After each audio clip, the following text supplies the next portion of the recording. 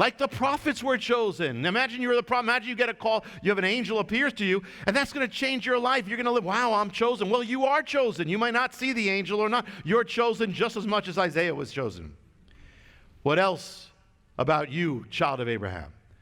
There was not just a choosing of Abraham, there was a call upon his life. Abraham wasn't just chosen, he was called literally by a voice. We don't know if he just heard this voice, if he saw God. At one point he did see God. He saw a manifestation of God. But he was called to go forth from where he was. So you, child of God, not only are you chosen, there is a real calling on your life. A calling from God, a direction that you didn't have before. You might be going with a calling. You may not be going with your calling, but there is a calling. You might be partially, I don't think anybody 100% gets it all right, but you might be going partially. As much as you do, that's as much as you're blessed and your life changes. But you are called. Before you knew the Lord, there was a call, but it was never connecting with your life. It couldn't be real, but once you say yes to God, that's the beginning of the calling, but that's not the end of the calling. Every day of your life, as God called Abraham, God is calling you in a direction, and that direction is upward. The direction is to the place where you know not of, the place where he's leading you in your life. Not that it's a physical land, it might be, but it's not it's a calling that God is leading you to what you don't know. But it's something good, but you got to follow it every day of your life. Abraham, also, what else? He was called to be separate. Abraham wasn't just called, he was called out. He was in Ur, called out. We don't know what it was like for his friends to say, what are you doing? Where are you going? What's going on? I'm leaving. I'm taking everything and I'm leaving. Where are you going? I don't know. It's a place that I don't know. But God called this. I heard this voice. It's God. He called him out. So one thing you know about the Jewish people is they were separated by God. Not because there's anything better, but because he chose to use them to bless all the rest of the world.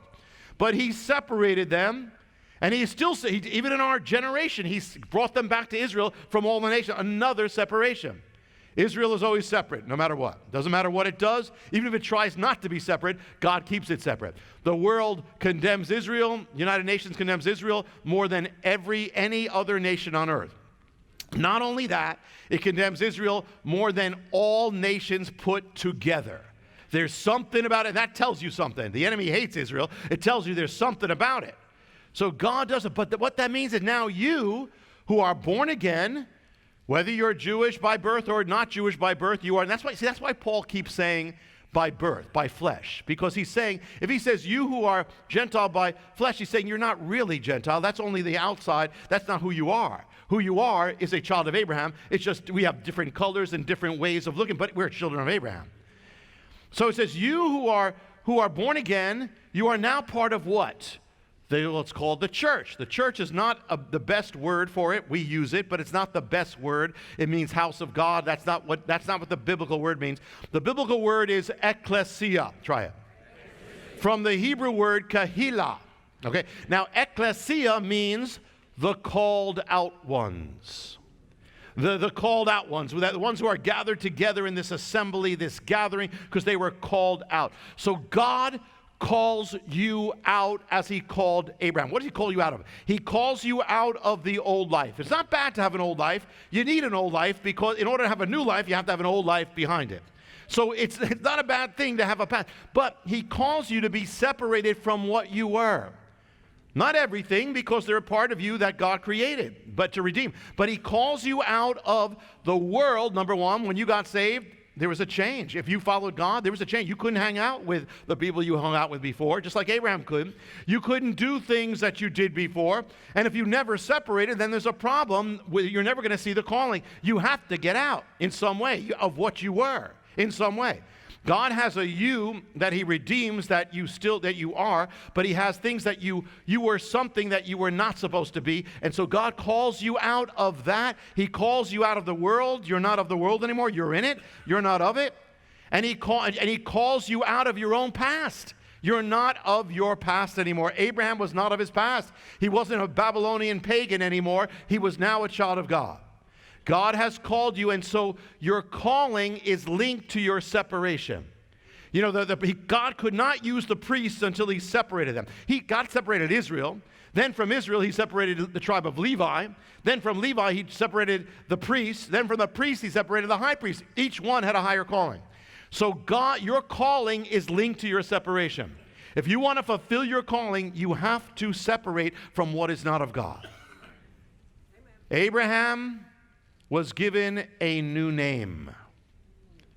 In Genesis 17, your name shall no longer be Avram, it will be Avraham. Why? Well, Avram does mean father. So in a sense, you know, Abraham already, he was born with that name. God already knew it. But he says you will be not just the father, you'll be the father of the many, many, many, many multitudes. First name change in the Bible. And first famous person to have his name changed.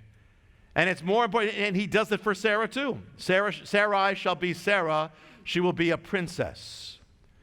Abraham has a new name from God. And the new name means he has a new identity. The change from God. And that identity is linked to his future. It's not seen yet.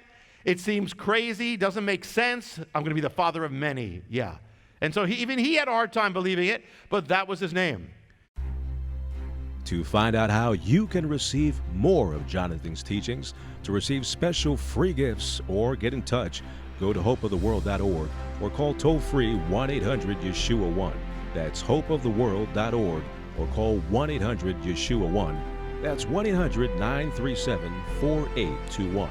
You can also get more at Jonathan Cahn's Facebook page or write us direct at Hope of the World, Box 1111, Lodi, New Jersey 07644, USA.